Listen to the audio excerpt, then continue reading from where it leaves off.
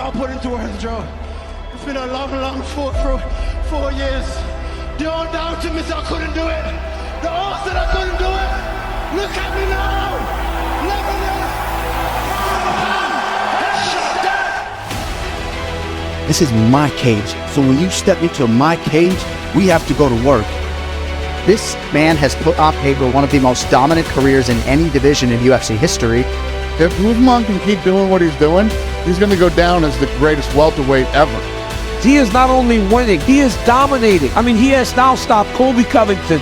He stopped Gilbert Burns, Jorge Masvidal. Any one of these fools can get it. If you're a real one, let's go. Leon Edwards, the man is on a 10 undefeated streak. The last time he lost was back in 2015, and the man he lost to was Kamaru Usman. Guess what? It's not done, because this time, I'm gonna finish your ass. I am the best on the planet for a reason. You're not on my level. Let's do it. Le 18 mars prochain, l'UFC s'envole pour l'Angleterre. L'organisation continue son début d'année exceptionnel par un troisième événement consécutif incroyable. Le titre des welterweight est remis en jeu à travers un troisième affrontement entre le contender Kamaru Usman et le fraîchement nouveau champion de la catégorie, Leon Rocky Edwards. Une trilogie pour peut-être mettre fin à une rivalité longue de plusieurs années. Une trilogie pour installer définitivement Edwards comme nouveau champion solide de la catégorie ou pour remettre Usman à sa place.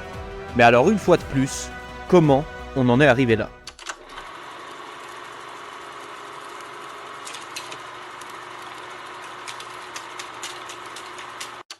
Pour mieux comprendre les enjeux de cet événement, remontons d'abord au 19 décembre 2015. UFC on Fox 17 en Floride, le main event se voit affronter le champion des lightweight Rafael Dos Anjos face à Donald Cerrone. Mais le combat qui nous intéresse nous se passe bien plus tôt dans la soirée, dans la carte préliminaire. Kamaru Usman, alors sur un record de 6 victoires pour une défaite, fait face pour son deuxième combat à l'UFC au jeune anglais Leon Edwards. Rocky Edwards, 24 ans, lui, a un record de 10 victoires pour 2 défaites. Les deux jeunes athlètes n'en sont qu'à leur début dans l'organisation, mais ont tous deux beaucoup à prouver à travers cet affrontement. 3 rounds de 5 minutes pour essayer de départager les deux hommes. Avant le combat, c'est bien le Nigérian qui est favori à 1,36 contre 3,15. Le combat a été très disputé, avec Usman imposant son style de lutte et son puissant grappling, tandis qu'Edwards tentait de garder la distance et de travailler son jeu de pied pour éviter les takedowns. Usman a réussi à amener Edwards au sol à plusieurs reprises où il a pu imposer son avantage physique et son ground and pound. Malgré les efforts d'Edwards pour se relever et pour tenter des frappes debout, Usman a réussi à maintenir le contrôle tout au long du combat. À la fin du 3e round, Usman a poursuivi Edwards avec une série de coups de poing, mais Edwards a réussi à tenir le coup jusqu'à la fin du combat. Les juges ont décidé à l'unanimité que Usman avait remporté le combat. Usman s'impose donc après un combat équilibré mais majoritairement maîtrisé grâce à sa lutte. Après ça, les deux hommes vont continuer leur route, chacun de leur côté. Usman va profiter de cette victoire pour continuer sa série d'invincibilité et chercher des adversaires mieux classés. Mais malgré une longue série de victoires, Kamaru prendra du temps avant d'être distingué aux yeux du grand public et même de Dana White. Ses 5 prochaines victoires, bien que dominantes, vont continuer de rester dans l'ombre et en undercard. Malgré des noms intéressants comme Sean Strickland ou Sergio Moraes, la série de maintenant 11 victoires consécutives ne suffisent pas à Usman pour se dresser en haut du classement. Son combat face à Demian Maia va être la première grande affiche pour le Nigérian. Un premier main event au Chili le 19 mai 2018, voilà un combat qui pourrait enfin propulser Usman au niveau supérieur. Pas le droit à l'erreur donc, mais Kamaru répond parfaitement au rendez-vous et va dominer les 5 rounds de la tête et des épaules pour décrocher une nouvelle décision unanime, la 6e de sa carrière. La victoire la plus importante de sa carrière qui va d'ailleurs lui autoriser l'entrée dans le top 5 des welterweight. Performance qui va lui permettre de décrocher 6 mois plus tard un affrontement au sommet de la catégorie face à Rafael Dos Anjos, alors classé 3e au classement des welterweight. Le combat entre Kamaru Usman et Rafael Dos Anjos était un affrontement très attendu entre deux combattants de haut niveau dans la division des poids welter de l'UFC. Le combat a commencé avec les deux combattants s'observant, cherchant des ouvertures pour attaquer. Au 2e round, Usman a commencé à augmenter le rythme et la puissance de ses attaques. Usman a également réussi plusieurs takedowns et a dominé le combat au sol, en gardant Dos Anjos sur le dos pendant une grande partie du round. Le 3e et 4e round ont vu Dos Anjos revenir dans le combat, mais Kamaru a résisté aux coups et a répondu avec des attaques équilibrées. Ousmane a également continué à chercher des takedowns et a réussi à maintenir Dos Anjos au sol pendant une partie du temps. Au 5e et dernier round, Ousmane a poursuivi son jeu de jambes puissant et sa domination au sol et a remporté la victoire par décision unanime avec des scores de 50-43, 49-45 et 48-47 et a ainsi consolidé sa position dans la division des poids welter de l'UFC. Le combat a été considéré comme l'un des plus grands défis de la carrière de Kamaru Usman à l'époque, car Rafael Dos Anjos était un ancien champion de la catégorie des poids légers et était considéré comme l'un des meilleurs combattants des poids welter à ce moment-là. Le combat a été une démonstration de la puissance et de l'endurance et de la technique de Kamaru Usman qui a réussi à surmonter un adversaire talentueux et expérimenté. Après cette performance remarquable, Usman devient le contender numéro 1 dans la liste pour affronter le champion incontesté, Tyron Woodley. Alors sur une série d'invincibilité de 7 combats dont 4 défenses de titre, depuis son obtention face à Robbie Lawler 3 ans plus tôt, Tyron Woodley est considéré comme l'un des meilleurs welterweight depuis bien longtemps. Et quand l'annonce de l'affrontement entre Usman et Woodley à l'UFC 235 parvient à l'ensemble des médias, c'est le champion qui est logiquement désigné favori. Et pourtant, en mars 2019, personne n'aurait pu prédire ce qui allait se passer.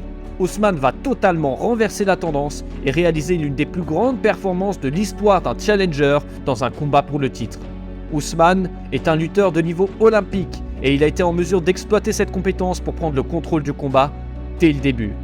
Dès le premier round, Usman a cherché à amener Woodley au sol, où il est le plus à l'aise et où il peut utiliser son grand netpoint pour infliger des dommages.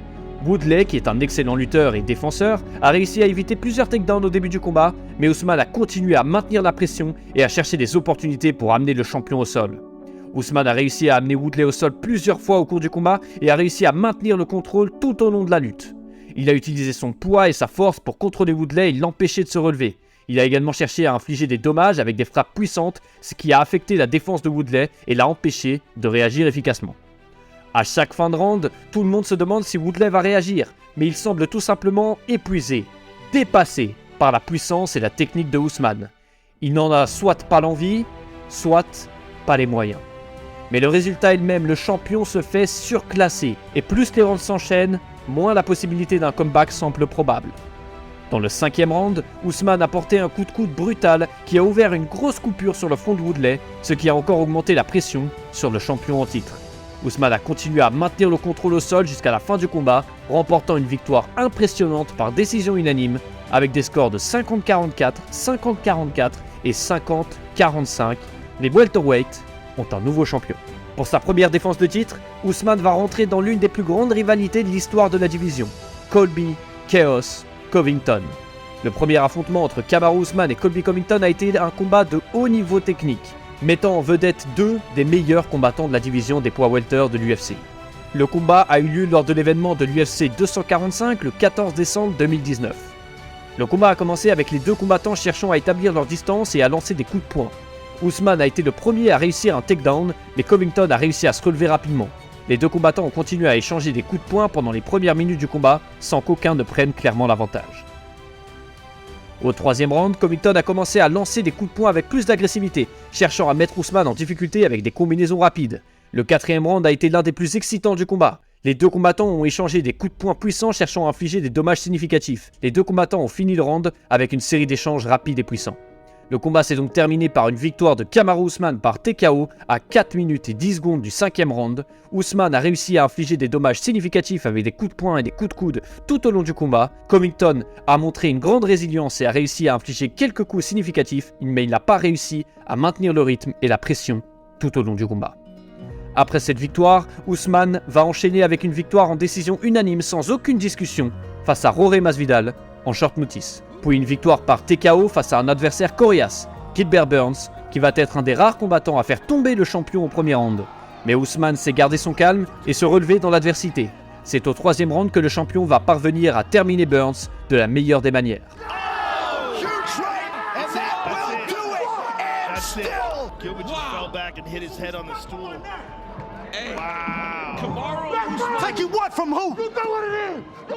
Deux mois plus tard, Usman décide de redonner une chance à Jorge Masvidal, agacé par les discussions sur le fait qu'il n'ait pas réussi à le terminer dans leur premier combat.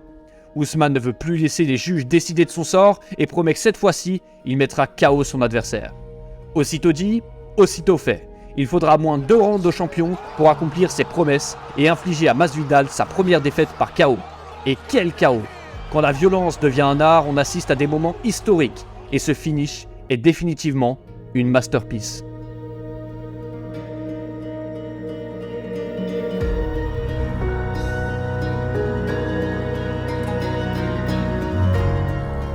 Le suivant sur la liste, c'est à nouveau un rematch extrêmement attendu. La rivalité face à Colby Covington était loin d'être enterrée. Et après qu'Ousmane ait balayé l'ensemble de la catégorie, les adversaires potentiels commencent à se faire rares. Ousmane passe donc en revue pour une deuxième fois ses précédents adversaires. Après avoir battu 2 fois Masvidal, c'est au tour de Covington de s'offrir un rematch à l'UFC 268. Le deuxième affrontement entre les deux hommes va être tout autant épique et serré que le précédent. Tous les spectateurs du Madison Square Garden vont assister à une véritable guerre de 25 minutes où les deux hommes vont se donner corps et âme pour essayer d'arracher la tête de leur adversaire. Le combat a été tellement épique que je vais vous laisser avec les images qui se passent de commentaires.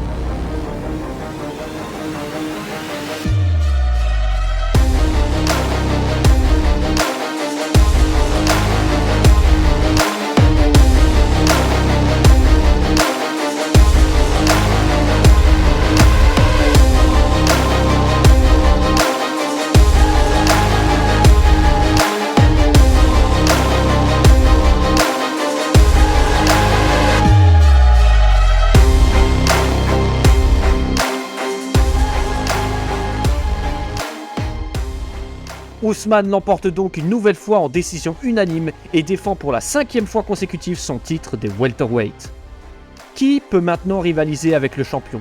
Qui sera le prochain contender pour essayer de prendre le titre numéro 1 pound for pound? Quelques mois plus tard, on a la réponse. UFC 278, Kamaru Usman réaffrontera Leon Edwards 7 ans après leur premier affrontement. Le destin aura voulu que les deux hommes se rencontrent à nouveau au sommet pour le titre. Qui l'aurait cru après cette soirée du 19 décembre 2015? Comment on a pu en arriver à ce scénario fou? On sait maintenant comment Ousmane en est arrivé là. Mais pour comprendre, il faut jeter un œil au parcours de Leon depuis sa défaite face au champion. Après s'être incliné en décision unanime, Edwards a dû remonter tous les échelons, repartir d'en bas et réussir à regagner la confiance de l'UFC, des fans et de lui-même. C'est une route longue et périlleuse qui attendait le jeune Anglais. Premier adversaire sur sa liste, Dominic Waters par décision unanime.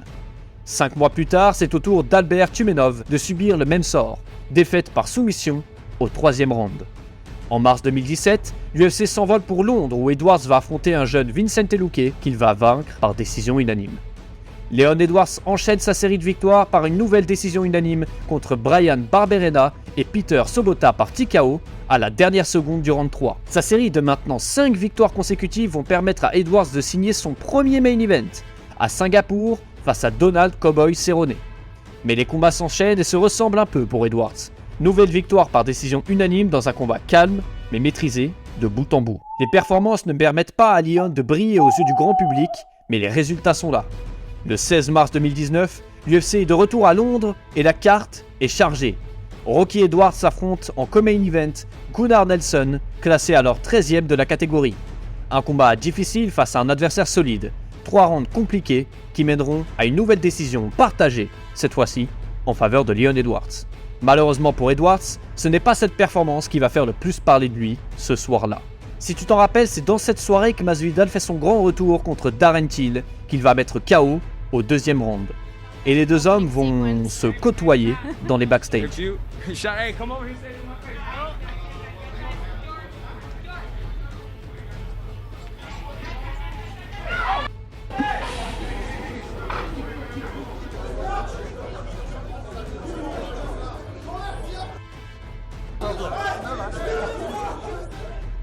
Quatre mois plus tard, l'UFC va faire un premier geste vers Leon et le mettre en tête d'affiche face au numéro 4 de la catégorie et ancien champion des poids légers, Rafael Dos Anjos. Une victoire face à probablement le plus grand test de sa carrière propulserait Edwards en haut de la catégorie et plus proche du titre. Edwards va alors faire ce qu'il sait faire de mieux, maîtriser le combat de bout en bout, garder le contrôle de la cage, dicter le rythme et garder son adversaire à distance. Et une nouvelle fois, pour la 9e fois de sa carrière, Leon remporte le combat par décision unanime et envoie un message fort à toute la catégorie. 8 victoires consécutives désormais, la 3e plus longue série de victoires de l'histoire de la catégorie. Edwards continue sa route vers les sommets et est maintenant annoncé comme futur adversaire de Khamzat Chimaev, la sensation de l'année 2020, actuellement à 9-0. Bien que celui-ci ne soit pas encore classé dans la catégorie, la renommée et la hype si rapide qu'a su développer Khamzat permettraient d'engranger beaucoup de visibilité en l'affrontant. Malheureusement, pour les deux hommes, Chimaev souffre de beaucoup de complications dues au Covid et doit se retirer de l'affiche, et parce que tous les adversaires de la catégorie sont indisponibles, blessés ou déjà bookés, c'est face au 13e de la catégorie, Belal Mohammad, que l'actuel numéro 3 Leon Edwards doit faire face. Et comme si ça ne suffisait pas pour le pauvre Edwards, le combat va être tout sauf une réussite. Après un premier round maîtrisé dans l'ensemble, Leon fait l'erreur de garder ses doigts tendus et enfonce un doigt dans l'œil de Belal avec sa main gauche. Il hurle de douleur et s'effondre au sol. Le médecin vient vérifier l'état du combattant, mais il n'est clairement pas en mesure de reprendre le combat. C'est un no contest qui est déclaré, estimant que la faute était involontaire. La série de 8 victoires prend fin, mais Leon Edwards conserve celle d'invincibilité. Rocky doit rebondir et vite.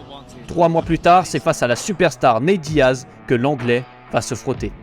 Bien que Diaz ne soit pas classé chez les welterweights, chaque affrontement contre cet homme est une opportunité de briller aux yeux du grand public et par conséquent de l'organisation. 24 minutes de pure et simple domination face à l'Américain. Que ce soit debout, au sol, techniquement ou physiquement, Leon Edwards donne une leçon à Diaz. Pourquoi 24 minutes ? Parce que la dernière va être la seule partie du combat que Nathan Diaz va prendre à l'anglais. Gifle de la droite suivi d'un jab du gauche surpuissant qui connecte. Edwards est heurté. Il vacille, a du mal à rester sur ses pieds et se fait enchaîner par Nate Diaz qui voit enfin l'opportunité de voler le show et réaliser une performance aussi spectaculaire que surprenante. Mais Edwards va finalement résister aux assauts de l'Américain et tenir le coup tant bien que mal jusqu'à la décision qui va logiquement revenir unanimement en sa faveur. Après cette victoire, Edwards monte à la 2e place des welterweights et va enfin se voir s'offrir une chance pour le titre. Non seulement pour le titre, mais également une revanche face au dernier adversaire à l'avoir battu 7 ans plus tôt, Kamaru Usman. L'affiche de l'UFC 278 va être spectaculaire. Avant l'affrontement, les cotes de paris et les analystes donnent Kamaru Usman grand favori. Et Usman est tout aussi confiant. Il a battu Edwards une fois et il ne voit pas la moindre chose pouvoir changer, si ce n'est que cette fois-ci, il compte bien le finir avant la décision. You know, everybody knows when Kamaru Usman's fighting, you don't bet against him. And so, of course, your money's safe if you bet on me. Dans la soirée du 20 août, les deux hommes sont prêts à en découdre une bonne fois pour toutes. Dans le premier round, c'est à la surprise générale qu'Edwards va réussir l'exploit d'amener Usman au sol par un takedown brillant et réussir à le maintenir dans cette position jusqu'à la fin du round. C'est la première fois qu'Usman est amené au sol de cette manière dans sa carrière à l'UFC. Et ça fait 1-0 pour Edwards dans ce combat aux enjeux majeurs. Au deuxième round, Usman va reprendre le contrôle du combat avec d'excellentes combinaisons debout qui permettent à Usman d'acculer Edwards contre la cage et dicter le rythme du round. Edwards va retenter d'amener Usman au sol, mais sa défense est maintenant à point. Au troisième round, Usman arrive maintenant facilement à maîtriser Edwards contre la cage, le mettre au sol quand il le souhaite et le maintenir là en restant au-dessus de lui. 2 rounds que le champion a maîtrisés et repris de son côté. Le combat semble avoir changé de côté et le 4e round ira dans le même sens. Nouveau takedown de la part de Usman suivi de 3 minutes de maîtrise. Edwards n'étant tout simplement pas capable de se sortir de la pression que lui impose Kamaru. Dans le 5e et dernier round, tout semble clair sur l'issue du combat. Usman se dirige vers une victoire par décision unanime et selon les commentateurs du combat, arriver jusqu'en décision pour Edwards serait déjà une victoire psychologique parce qu'il ne semble pas être capable de plus. Usman continue de gérer son avance, contrôler le combat, continuant d'aller de l'avant. Edwards doit faire quelque chose d'exceptionnel, prendre des risques s'il veut espérer un résultat différent. 1 minute avant la fin, l'exploit arrive enfin. Edwards met KO le champion à la dernière minute d'un combat où il était en très mauvaise posture. Il met fin au règne du champion pound for pound numéro 1 Kamaru Usman et avec la manière. Edwards a désormais sa revanche. Il a choqué le monde entier et est désormais le nouveau champion des welterweights. Et voilà comment on en est arrivé là. Quelques semaines plus tard, l'UFC annonce déjà la trilogie tant attendue. UFC 285, En Angleterre, à Londres, Ousmane et Edwards s'affronteront pour une 3e fois dans un des combats les plus importants de l'histoire de la catégorie. Les cotes de Paris donnent Ousmane favori à 1,47 contre 2,70. Alors est-ce qu'Ousmane va réussir à reprendre son titre et prouver que le combat précédent n'était qu'une erreur dans son parcours? Ou est-ce que Edwards va consolider sa place de champion et prouver qu'il est bel et bien le nouveau roi des moins de 77 kg?